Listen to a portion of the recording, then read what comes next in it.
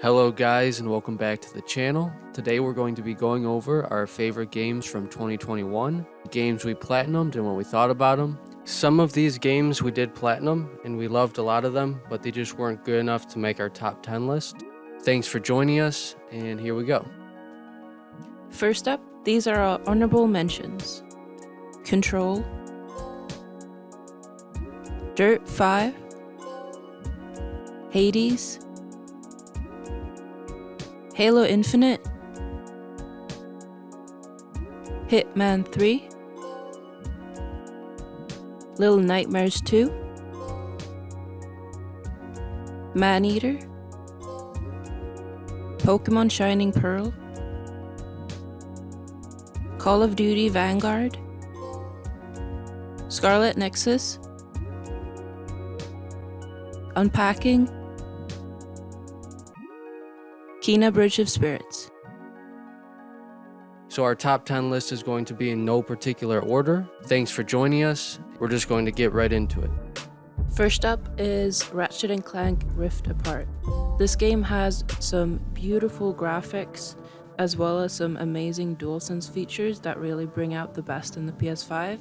Has a really fun story and is also really fun platinum. The only negative we found about this game is that it could have been slightly longer, but that might have been just because we loved it so much. If you haven't played this, we highly recommend it. At its core, Rift Apart plays like any other Ratchet and Clank game. But that's okay because its visuals and performance are so good. At times, it looks like a Pixar movie. As for the platinum, it's a 2 out of 10 difficulty and takes about 10 hours to complete. Nothing is missable, and you can obtain everything after you beat the game. Overall, this was my personal favorite game of the year. Next on our list is It Takes Two. The game focuses on the relationship between two parents who are facing divorce, and is a really fun and creative co-op game that's perfect to play with a partner or a friend. We both played it together and had a lot of fun. It has an insane variety in levels and abilities and is my personal favorite game of 2021.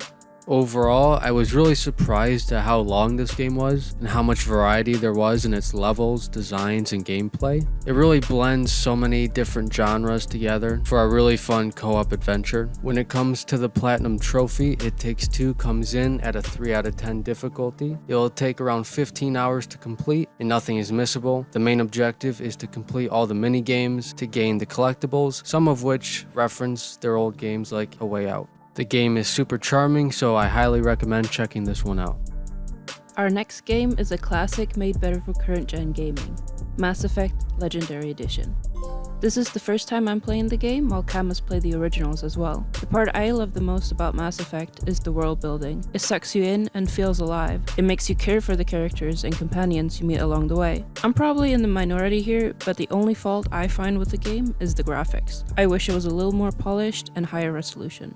As someone who adores the first 3 games, I was super excited to jump back into this trilogy. This was my first time playing all 3 games back to back, and it really pays off carrying the same character over across all 3 games. If you are at all a fan of sci-fi or RPGs, then you definitely have to check this series out.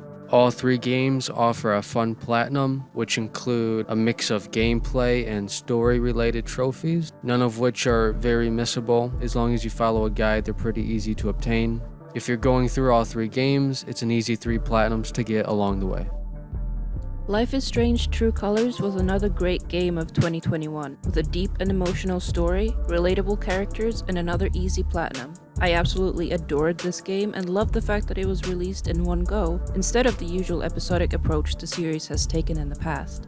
The only real issues I had with the game was that it was a bit repetitive in areas, locations would repeat a lot per episode, and it could be a bit longer. It was also a bit on the slow side, but for the most part this worked in the game's favor. As mentioned, the platinum is very easy to get. All you have to do is beat the game, get a couple of collectibles, and about 4 side quests. Really easy and really fun. Next up on our list we have Marvel's Guardians of the Galaxy.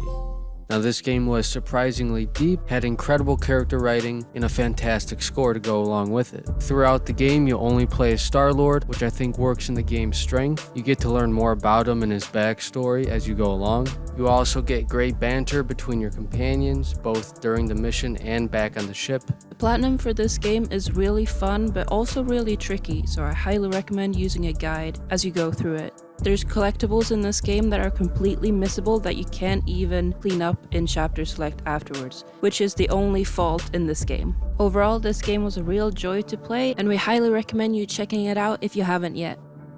Next up, we have Alan Wake Remastered from Remedy Games. This is an updated version of the 2012 survival horror game. The graphics see a good upgrade, and the game also comes bundled with the DLC. I love how dark the story gets and how often it makes me feel like I'm reading a really good Stephen King book. As a newcomer to the horror genre, I've been getting plenty of scares from this game while playing it live on Twitch. If you like dark psychological stories, I can't recommend this game enough. When it comes to earning the platinum, this may be one of the more challenging games on the list. It requires 2 full playthroughs and 1 on the hardest difficulty. You also have to find all the collectibles during one of the playthroughs. FarCry 6 is next on our list, and is a game filled with satisfying gameplay and stunning graphics, all set in a massive open world with lots to explore. You can play this alone or with a co-op partner. If you've played one Far Cry game before, then you know what you're getting into here. It doesn't really change up the formula, but it does make for a very fun and satisfying experience. The platinum isn't very difficult, but it will require you to do most of the side content in the game, which will take quite a few hours. Overall, I had a ton of fun with this game despite it being super familiar. Deathloop is next, with an interesting story setup where our main character Colt is stuck in a loop that resets every day. Here, the gameplay is fast and fun and full of different ways to complete each mission. Even though I really like the look of the game, I do wish the areas you're in were a bit bigger. The game also becomes much easier when using a silenced pistol, which is given to you if you pre-ordered the game. The AI is also pretty stupid most of the time, so it's easy to get through the game without much of an issue. The platinum trophy is pretty fun to get, but can be a little bit tricky at times. You have to kill all of the targets in one run. Overall, it takes around 20 hours to platinum. Resident Evil Village almost took the spot as Game of the Year for me, with its haunting story, terrifying characters, and interesting lore. It was a game I couldn't put down, especially with the game's wide variety of areas and newly introduced characters. It's a continuation of Resident Evil 7, so definitely play that first to get the most out of this game's story. From start to finish, the game is super engaging and keeps you hooked. There's tons of secrets and collectibles to find around every nook and cranny. We both really wanted to go for the platinum, but the missable trophies, where some plot points locks you out of areas, along with the multiple required playthroughs and really hard mercenary trophies, made us reconsider. It's considered as 7 out of 10 difficulty and would take around 25 hours to platinum. In a lot of ways, Returnal reminds me of Dark Souls, but as a third-person shooter. It has a fantastic gameplay loop, graphics, and DualSense implementation. It's very challenging, but super rewarding. The game is hard to get into with a steep learning curve, but once it clicks, you don't want to stop. Something it got critiqued for was the lack of save points, which was addressed and added into a later patch. A DLC was also recently released, adding co-op and more content. I wish the story was more present, but it's good enough and the gameplay makes up for it. The platinum is a 6 out of 10 difficulty and requires a large grind to finish, so we didn't decide to go for it. That's it for our favorite games of the year. However, there were also some games that we didn't get to play that might have made the list otherwise. They are the following: Tales of Arise, Psychonauts 2, Metroid Dread, Forza Horizon 5, Death's Door, Death Stranding Director's Cut. Thanks for sticking around the whole video. Please consider subscribing and comment your favorite games of 2021 down below. See you in the next video. Bye!